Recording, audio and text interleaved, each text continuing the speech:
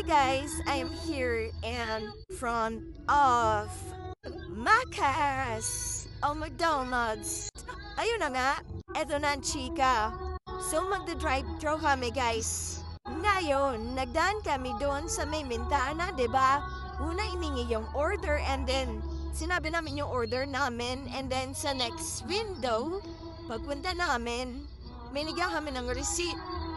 After nun, pinapunta ulit kami sa next window. And then sa next window, walang tao. As in, walang staff doon. So, ang akala ko patulad sa atin, di ba? Pag nag-order tayo sa susunod na bintana, nandun na yung food, di ba? Pero tito, wala pa.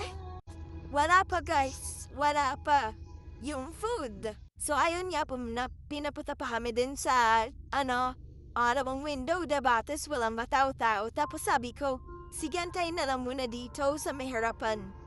Tapos sabi ko, edi nagantay na kami dun sa kabila. Umikot pa kami ulit. Pumark na kami dito. And then ngayon, I'm waiting kasi bumaba na siya para i-check kung ibibigay na ba yung food, kung okay na ba siya, kung prepared na ba. And up until now, siguro mga 5 minutes na siya doon sa loob. Ayan pa lang, ito pa lang, palabas pa lang siya. O siya, ay nako guys, magkaiba pala talaga.